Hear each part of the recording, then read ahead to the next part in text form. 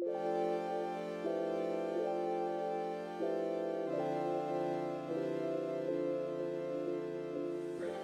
Harry.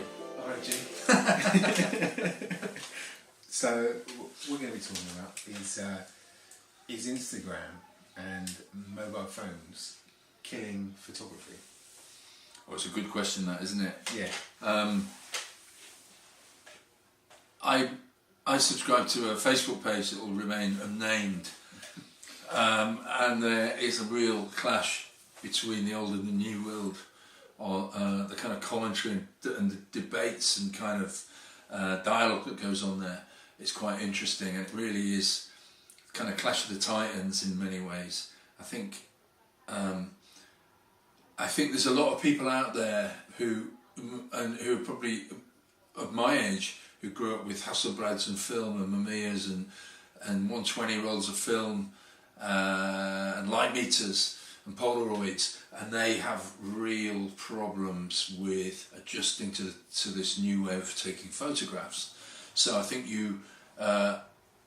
it's certainly worth discussing. I don't think we'll be able to answer it totally here.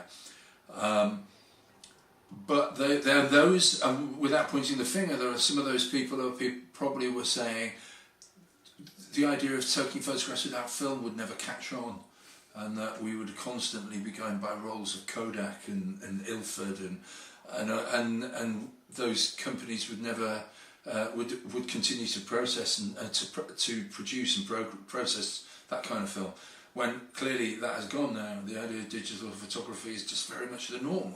The Instagram world is a different one, isn't it? I mean, how many Instagram photos have you taken today? Or this weekend? I did at least like 2 or 3 this weekend. Yeah, and have you shared them? Yeah. And how many people have looked at them? Only about 5 on one of them. I can. Yeah. I mean, the kind of, I think the Instagram is the idea of being able to instantly publish something, whether it's on Instagram or Facebook, Snapchat, any of these kind of like platforms. I think you take responsibility of being your own publisher. You're editing your own site, your own broadcaster.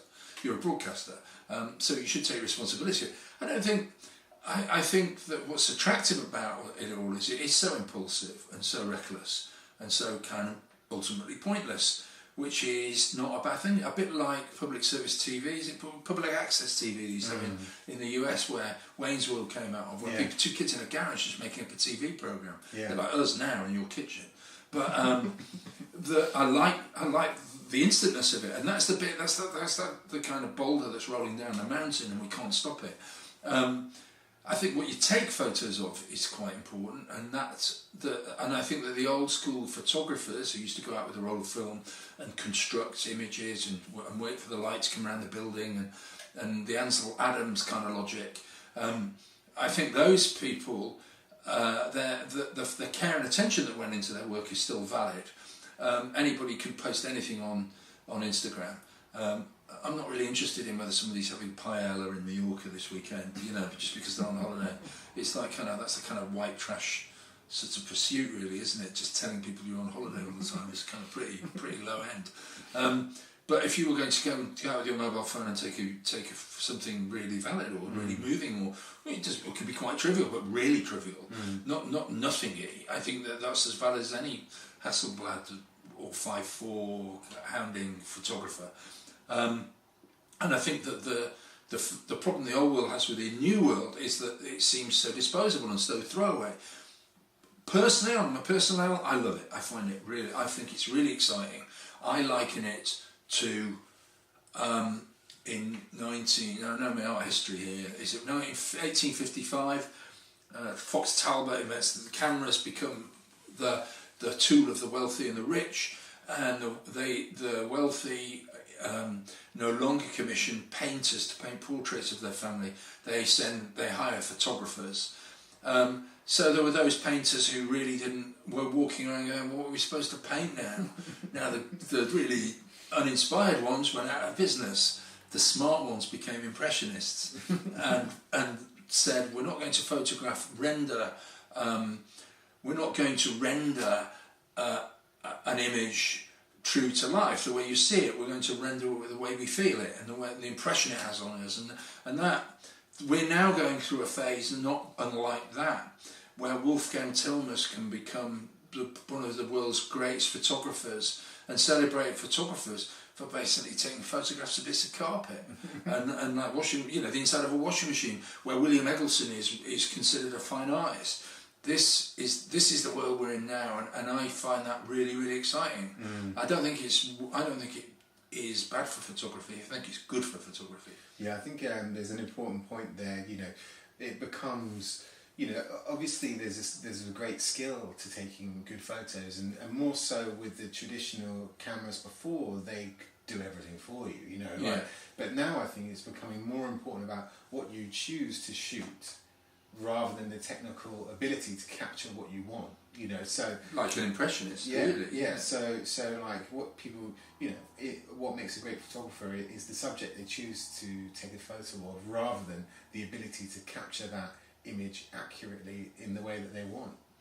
Yeah, in a kind of Edward Maybridge kind of way, or a cut. Yeah, I mean, I think we all used to think Victorians were really arch and really uptight, because of the photography, the photographic evidence we have with them. But any picture, you and I would look really arch and uptight if we had to stand there for 4.5 minutes, especially if you had a child in front of you and they had to. We all believe these children were kind of under the heel of their parents because of the photographic evidence. That photography is not accurate, because that's not how they lived their lives. It's how they were recorded on silver plate film. So yeah, I think we could. I think we'll look back in 100 years' time at Instagram and go, "Wow, was this really what the world was like?" And a bit like we look at Polaroids and look at the way the world is like. Yeah. And I think, and I also think we'll look back at. Well, I mean, we look back at, I don't know, James Bond, and he defines what Britain was like. Yeah. In 100 years, we'll look at The Apprentice and realise that is the way the world operated, and it's just every generation has the tools to document it, whether that was painting and still life, or whether it was the Dutch masters, or whether it's Instagram, and our generation happens to be Instagram. I think that in 100 years' time, the world will look quite an interesting place through the portal of Instagram. So for me, definitely not. I think that if you can't beat them, join them. Yeah. And I think you take a different kind of photograph. I think that when I look back at my rolls of 35mm film, of some indie band, or some, when we're on a short budget and we said, shoot 4 rolls of film, you always look to roll 4 and you go, right, is there anything else everybody wants to do? And suddenly everything comes into play.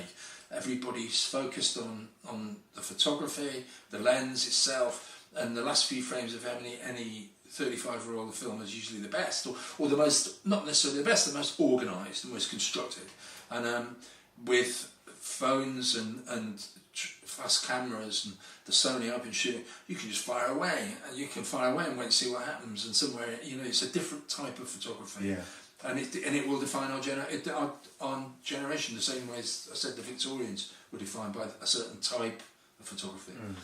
So, and like one more question, because I think it's interesting, mentioning Polaroids and things like that. Obviously, with Instagram, you can put filters on that make pictures look like they're vintage, or look like they were shot on a Polaroid, or look like they were shot with an older form of camera. So, how does that play into the debate of, we're moving forward with photography and we've got tools to create even so-called better images, but people are looking into nostalgia and creating that kind of image. So what do you think about filters? Are they a good thing or a bad thing? I'm not that mad on filters. Maybe that's the old school photographer in me, that I look for something that's got a nice bit of light on it, and then I put it on Instagram. But I do play with the filters a little bit. I'd be lying if I said I didn't, but I tend to enhance the contrast and pump up a little colour maybe. I like contrast. I like more contrast than you could get off a mobile phone, off a smartphone. In terms of, we live in the postmodern age, don't we, where everything involves looking over your shoulder to see what went before you. We're not genuinely futuristic like maybe they felt in the 70s. you know, in the 60s and 70s when everything was being made of plastic, now we're recycling it and we're trying to get it out the sea. I liken that to synthesizers and electronic music. They built the synthesizer to sound like no other instrument on earth, and it sounded like it made futuristic sounds, and that's what it did originally. And the Doctor Who theme is a classic example of that. What you then got was synthesizers sounding like cellos or harmoniums or flutes or kind of oboes, and that is the same thing. Next thing we know, we'll be putting. Is there a filter to put dust and finger marks to wreck your negatives the way your negatives usually are if you don't store them properly? I bet there is. You know, is there a kind? Yeah, you know, like a. I mean that idea of putting cracks and putting like an old photographic print that you find 70 years later, it's got all these like minute cracks across it, and I wouldn't be surprised there is, but that's a postmodern thing.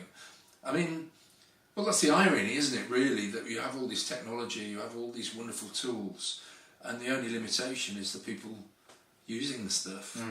I mean, we've maybe I went to see a talk with Rankin recently, and I liked his talk. I like the way he explained his photography. Found it really quite a lot interesting. In many ways, a bit more interesting than I found a lot of his photography. And that's not being bitchy. I just don't really. He doesn't really nail it for me. I personally don't get his work until he started to talk about it. And once he did, it made perfect sense. And an incredibly articulate guy. But he felt that we're younger than babies in the land of technology. You know, we haven't even got up and walked yet. We're not even toddlers. You know, we're 6 months old and 8 months old in the land of technology, and so we've got a long way to go. And I think you know, all this stuff has yet to be played out, and maybe it never will be played out. So, what's our conclusion then on the question of is Instagram and mobile phones killing photography? I don't think it's killing photography at all. I think it's enhancing it, and I think it's bringing you a new generation of photographers, a new generation of people who embrace photography. I don't think it's going to take away from the kind of masterful art of photography, of going out and taking beautifully exposed photos, printing them maybe yourself, and doing light readings and stuff like that. But I think it's brought in a new generation. I think when people said that when those video shops popped up everywhere 20 years ago, every street corner had a video shop, and then you had Blockbuster, and they said it's going to kill movies. All it meant really that more movies were being made. Some ended up going straight to video, but nobody's telling me that the art of film and Hollywood and blockbuster movies is going away. I mean, how many are on this weekend? Whether it's Mary Poppins or God knows what they're doing there. So another remake of Titanic. The video definitely didn't kill off film, and all it did was make people more aware of film. And I think that people I wouldn't be surprised if there are more people queuing up to study photography and to go to learn the craft of photography now than ever before. And that's because they became blatantly interested in photography from carrying a camera around with them without even realising it. You know? Yeah. Right. Well, we'll leave it there.